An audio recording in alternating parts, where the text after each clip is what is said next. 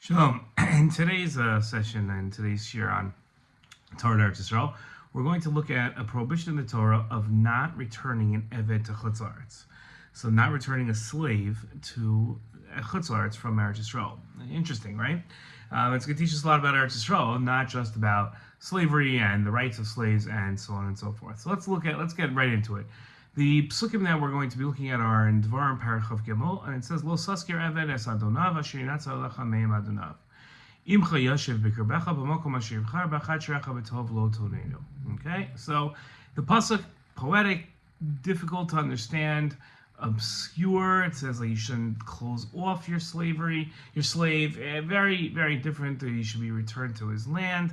Amcha yeshiv b'kirbecha b'mokom asher yivchar, in the place that it was chosen for us. Very, very difficult to understand. The Gemara is also very difficult. That talks about this. Is the Gemara in Gittin. It says, "Hu avda da'arak b'chutz la'aretz azo mare avasrei aso lekame d'Rabbi Ami amar lei nichtav lach shtara admei v'chasuv lei gita d'chayrusa v'lo mefanka fakna lei minach mid'Rabbi Achi v'Rabbi Yoshia." So Gemara says that there was a certain slave who fled from his master from outside of Eretz Yisrael, from Chutz to Eretz Yisrael. And his master followed him to Eretz Yisrael and came before Rabbi Ami. And Rabbi Ami said to the owner, he said, we will write a note, a promissory note for the slave's value, and you write him a freedom bill, like you have to send him a free, and we'll give you the value of the slave. But if you don't do this, if you don't make him free, I'm going to take him out of your possession, as I'll forcefully remove him from your possession, because he doesn't have to return outside of Eretz Yisrael. And that's based on the statement of Rabbi Chai and Rabbi Yoshia. So basically the court is giving him an option, an offer he can't refuse. You can free him on your own volition, and we'll give you money for his value, or we can just do so against your will. And here you have a couple, it seems from this Gemara, you have a couple of dinim here. Or three, I should say. The first law that we have is that a slave can't be returned to Chutz, right? That's the basis of his decision, that we're not allowed to return him to Chutz, so therefore that's the first halachah. The second is that an owner has to write a bill to free him. And if he doesn't, then Beis Din can free him against his will. And lastly, the Beis Din has to write a shtar chov to the owner, and the slave has to pay his value at some point later in the future.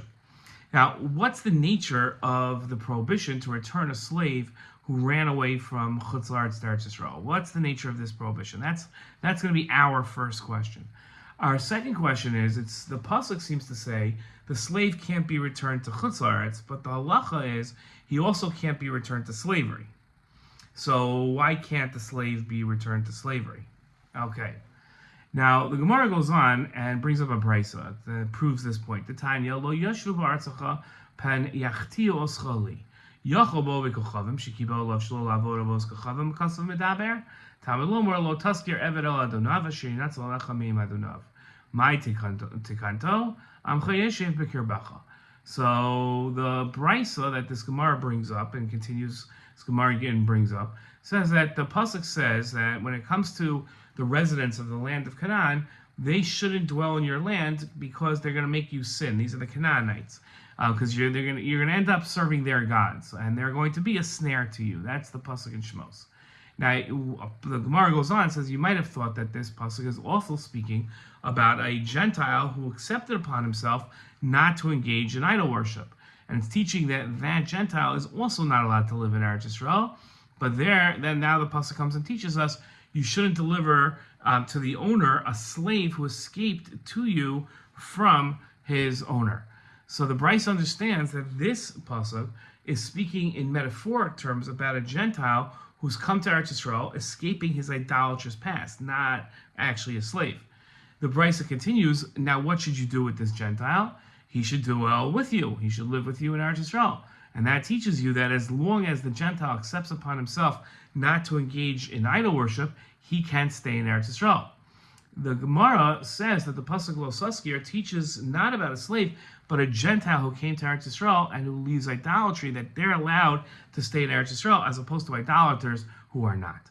The Gemara then goes on, B'kash Le'el Rabbi Yoshia. Hi ma'im adonov. Me'im aviv mevayelei. Ela amar Rabbi Yoshia b'mocher abdo l'chutz la'aretz hakasu medaber. So this is a question, and on Rav Yoshia's opinion, and he says, no, this case is actually talking about someone who sells a slave from Eretz Yisrael to Chutz La'aretz, meaning you have a slave, and let's say you live in Tel Aviv, and you sell him to somebody in Beirut. But the Gemara goes on and says, no, I'm Rabbi Achi, Rabbi Yoshia, Be'evid shebarach mechutz la'aretz la'aretz v'kasu medaber. No, this pasuk is actually talking about a slave who escaped from Chutz La'aretz, and escape from Chutz La'aretz to Eretz Yisrael, and the owner has to sell. A slave who flees from Chutz La'aretz to Eretz Yisrael, from Beirut to Tel Aviv. Now, that's our Gemara. Gemara has a lot of different opinions. Big machlokas in here. The Gemara, there's another Gemara in Ksubis that says as follows. This is our famous Gemara, the famous Mishnah that we know at the end of Ksubis that talks about Eretz Yisrael, and it says, "Hakol mal on Eretz Yisrael ve'ena kol motzin, hakol mal on Yerushalayim ve'ena kol motzin, echad anashim ve'echad nashim." And the Gemara says, "Hakol mal on lasuyei mai, lasuyei avodim, l'man tadatani avodim behedja lasuyei mai, lasuyei manua hayafel le'nave hara." Ve'ena kol matzuin lasui mai, lasui evet shebarach mechutz la'aretz la'aretz. Damrin alei, zvanei hakol vozio, mishum yeshivas Eretz Yisrael. So the Gemara in Ksubis says that we're talking about a case of a slave that flees from Chutz La'aretz to Eretz Yisrael, and the owner then has to sell his slave. Now this isn't consistent with the Gemara in Gittin, which says that he has to not sell him, but he has to set him free. So what's the debate between our Gemara in Ksubis and Gittin about what the owner is required to do with his slave? Does he have to sell him or free him? How do we explain that machlokas? Okay, now the Rambam in the Sefer Mitzvos, we're going to see it in a second, wrote that the Isser is to return a slave who ran away from Chutz La'aretz to Eretz Yisrael, even from a Jewish slave owner. Okay, and we're going to see that Rashi explained that refers to a slave, even a non-Jewish slave that runs from Chutz La'aretz to Eretz Yisrael.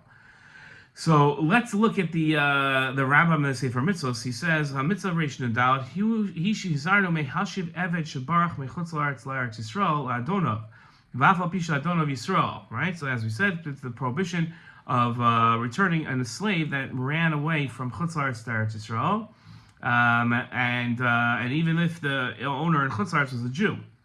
Acher shebarach mechutz la'aretz la'aretz Yisrael lo yoshiv lo. Once he flees and he runs away, imagine a Jewish slave owner has a non-Jewish slave in Beirut, and the guy runs down south to Eretz Yisrael and makes it into Eretz Yisrael. And you find this slave, you're not allowed to return him to his owner in Beirut. Aval yishacher also, but you have to free him. V'yichtov alav dama v'chov, and then he has to pay back his value to the owner, but he goes free. Hu amar Yisrael lo saskir eved o adonav. His bar b'reviv misachas gittin shebe'eved shebarach mechutz la'aretz la'aretz hakasu medaber she'adin bo shichtov shtar b'damav alav. Right, and he has to pay back his value. V'yichtov lo get cheres, and the owner has to write a bill of a get of cheres that he gets to go free. V'lo yashuv avodoso b'shum panim listofafo b'makom hatar hanivchar l'kibbutz nechad. So we're going to spend a lot of time on understanding what these last couple of words in the Rambam mean, but the Rambam says to sort of like gather him together in a tahor place, in this honorable place. Okay, so we've got, we have four, when we look at this, we have four factors that create multiple cases to this prohibition. We're going to have to understand each one. So let's talk about the four different factors and configurations that are created here. You have a non-Jewish slave owner and a non-Jewish slave. Okay, so why would you have, in that case, we're going to ask a question now, why would there be a prohibition of returning a non-Jewish slave to a non-Jewish slave owner? Okay, that's our first question. Well, what do we care? Second case is referring to a non-Jewish slave owner and a Jewish slave. So in that case, you have to redeem a Jewish slave from a non-Jewish slave owner anyway. That has nothing to do with Eretz Yisrael. So what's the novelty of that case here? The third case we have is a Jewish slave owner with a Jewish slave. Now, if the slave will be with a Jewish owner anyway, here our question is, what factor causes the prohibition of returning a Jewish slave to a Jewish slave owner? Right? Why can't we do that? Why is there a prohibition of that? And then the last case we have is a Jewish slave owner with a non-Jewish slave. So if the slave will be with a Jewish owner anyway, and the slave isn't even Jewish, what factor causes the prohibition of returning a non-Jewish slave to a Jewish slave owner? Well, how do we understand that? Now, in one of the configurations that we talked about, the case of a Jewish slave owner and a Jewish slave is introduced by the Rambam with the words v'afal pi. Okay, the Rambam is, when he talks about it, he uses the words v'afal pi. Now, when he does that, it means even though, right? Even though the case is a case of a Jewish slave owner and a Jewish slave, still makes it forbidden to return him. So when you use the words afal pi, even though, it leads you to think that the case is referring to is different, than the other cases. And it could be thought that the Isser doesn't apply in this case. So how do we understand the afal pi here? Okay. The Rambam ended off his comments in the Sefer Mitzvos with this strange line: "Lo yashuv avodaso b'shuv panim liistafofo b'makom hatar hanivchar lekibutz hanichbad," meaning that he shouldn't be returned to work so they can gather in this tahar place that was chosen to gather honorable people, referring to Eretz Yisrael. What is the Rambam talking about in this line? I mean, that's our sixth question already we're up to. What does that mean? Now, we have a three-way machlokas among the Rishonim of what you do with the slave that flees from Eretz Yisrael to Chutz. The Rambam says that the Rambam wrote that the owner has to free his slave. He explained the reason again is that strange idea of lo yashula avdasel b'shum panim istafafo b'makom atar hanichbad lekibutz hanichbad. Okay, so that's his. And we see this Eved Shabarach Mechutz La'aretz La'aretz Ein Machzirin Lo La'avod Asfal Lav Namar Lo Saskir Eved El Danav V'Amar L'Rabo Shichtov Lo Get Shichur V'Yichtov Lo Shtar Chov B'Damav Asher Tasig Yado V'Yitei. The Rush, on the other hand, holds that the owner sells the slave to someone in Eretz Yisrael. The Rush says Eved Shabarach Mechutz La'aretz Hakosim Medaber Ma'ir B'Shalom Matzah B'Eretz Yisrael Mishurot Selaknoso. He didn't find anybody in Eretz Yisrael that wants to purchase his slave. Dilu Matzah. Right? If you find someone that wants to buy him, so then why should he free him? He should just get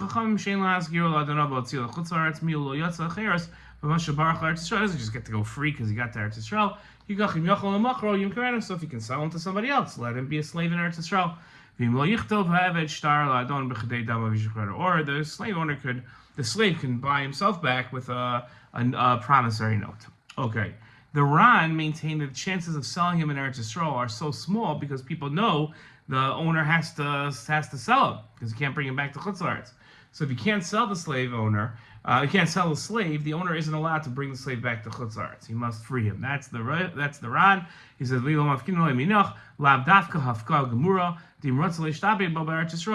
can make him a slave in Eretz Yisrael.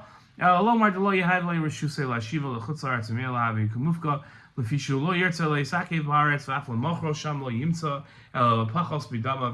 tries to sell him, he's going to get a very low price for him because, again, everybody knows he can't bring him back. So that's why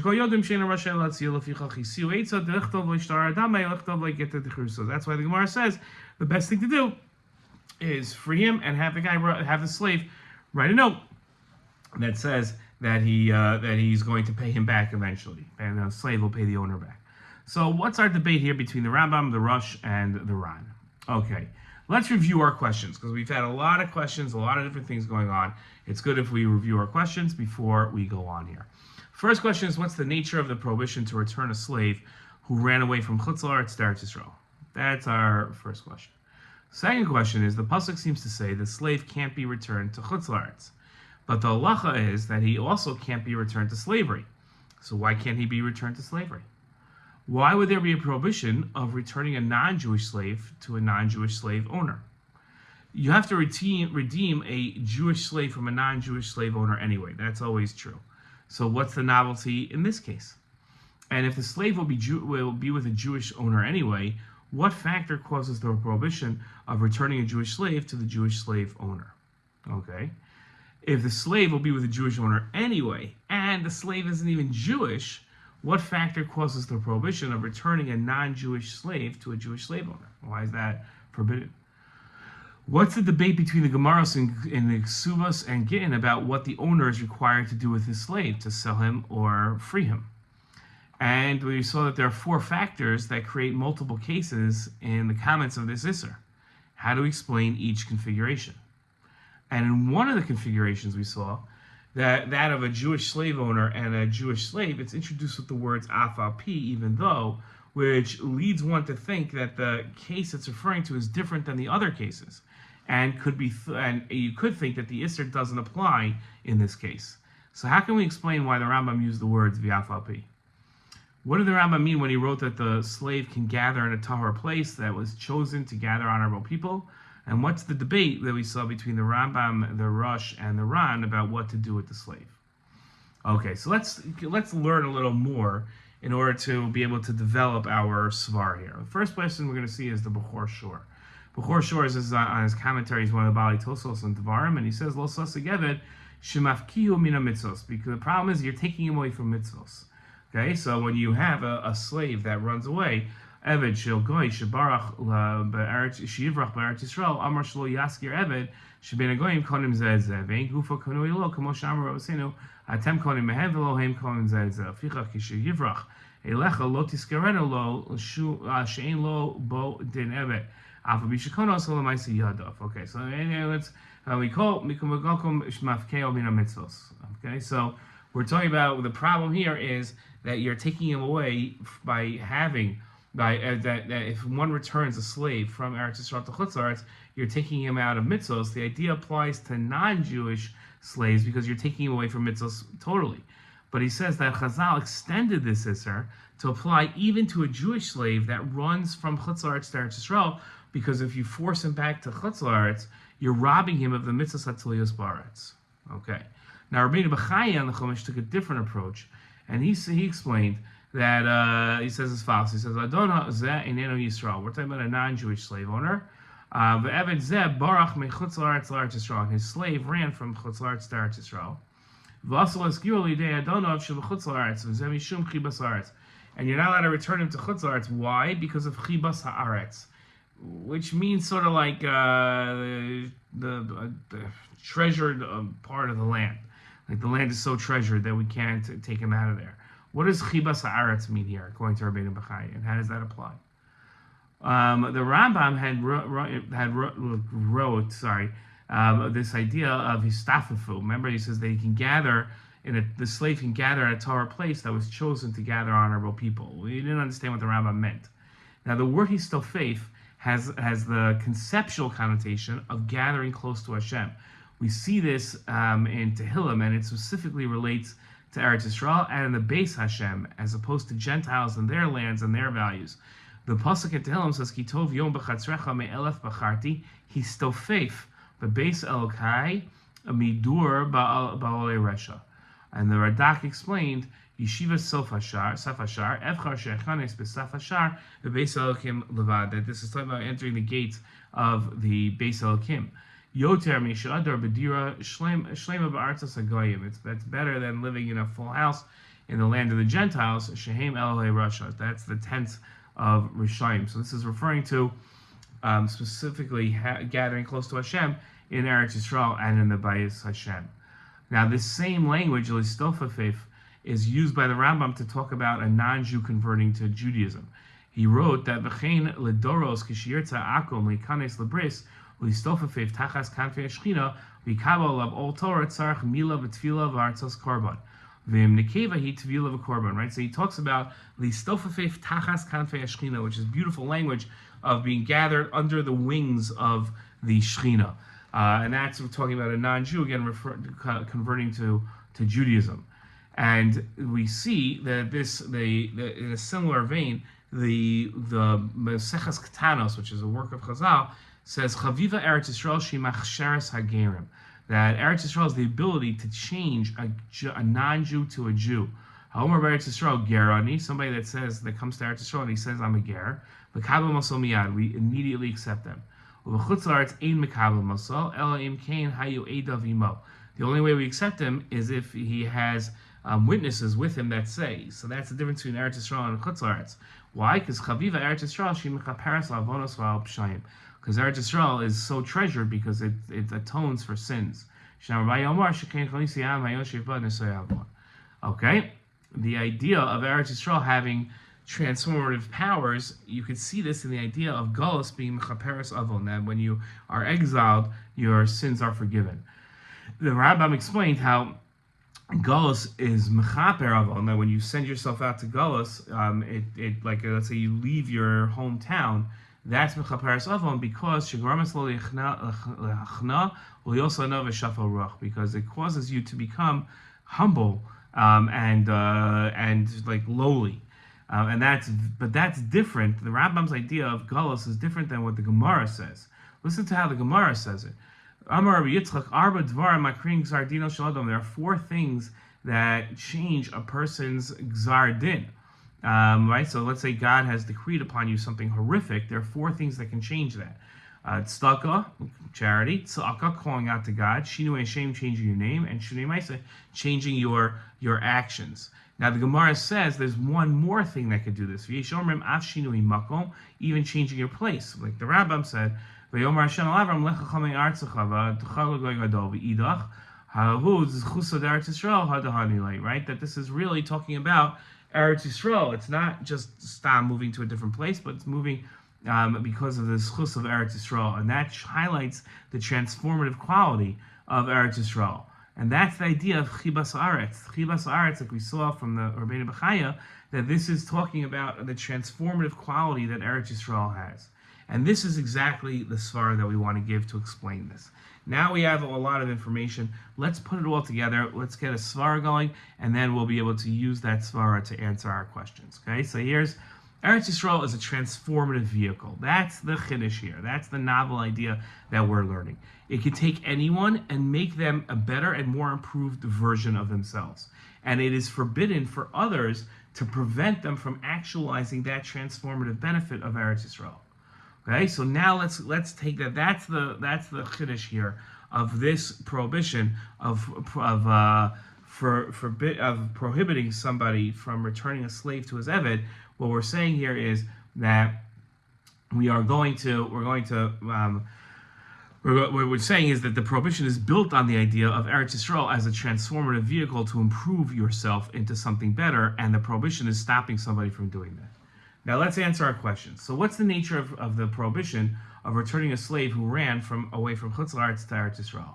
So what we're saying here is, just like it's forbidden to sell a Jewish slave to a non-Jew because you're going to be stopping them from improving themselves, the prohibition of denying a slave the transformative quality of Eretz Yisrael.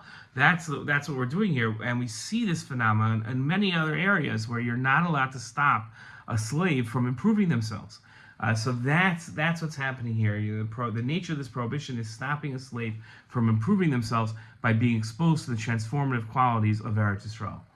And the pasuk seems to say, this is one of our questions, that the slave can't be returned to Chutz, but the halacha is that he also can't be returned to slavery.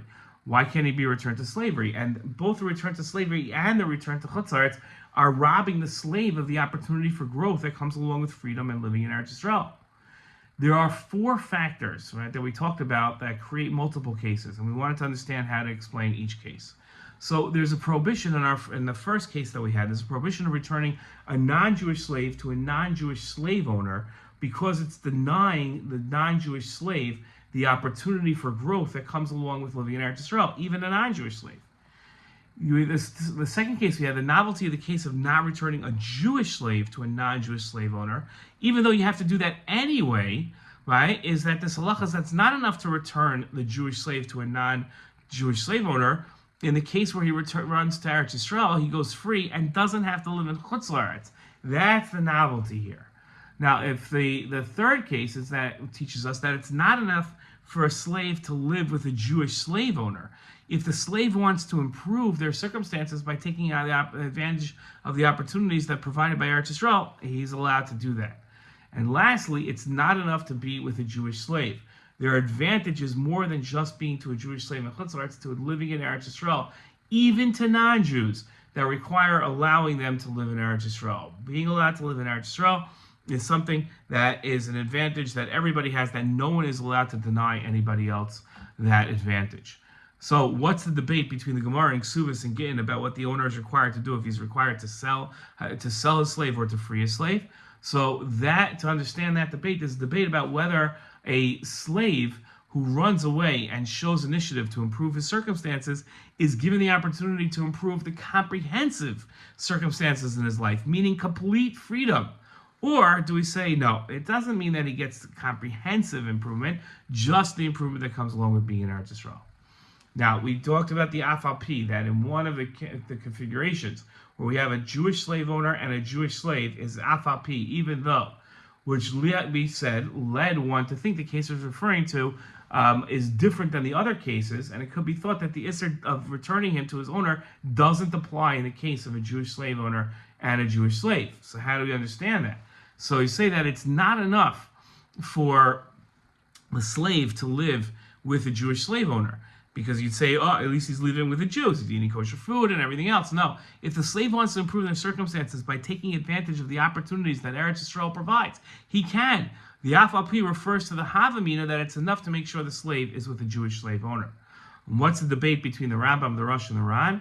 The Rambam and the Rosh disagree about whether a slave who runs away and shows initiative to improve his circumstances is given the opportunity to improve the comprehensive circumstances in his life, meaning complete freedom, or just partly, meaning being in Eretz Yisrael. So the Rambam maintained that the owner must free his slave. He explained in the Sefer Mitzvos, Lo yashuv avaraso b'shum panim b'stafafo v'makom atar nivchar l'kibbutz nechbad. Okay, that's the Rambam. The Rosh maintained the second approach, that the owner sells the slave to someone in Eretz Yisrael. The Ran takes the Rambam's approach, but took it a lot more practically. He maintained the chances of selling him in Eretz Yisrael minuscule, because people know that the owner needs to offload the slave. So if you can't sell the slave, the owner isn't allowed to bring the slave back to Chutz. He has to free him in Eretz Yisrael, and that's how he explained the debate between the three Rishonim about what he has to do. So in the end, just to sum up here, okay, that we talk about what's our svara, what's our explanation of this issur. Eretz Yisrael is a transformative vehicle. It can take any single person, make them a better and more improved version of themselves. And it's forbidden to prevent somebody from actualizing that transformative benefit of Eretz Yisrael, even a slave. Okay, that's our shiur for today.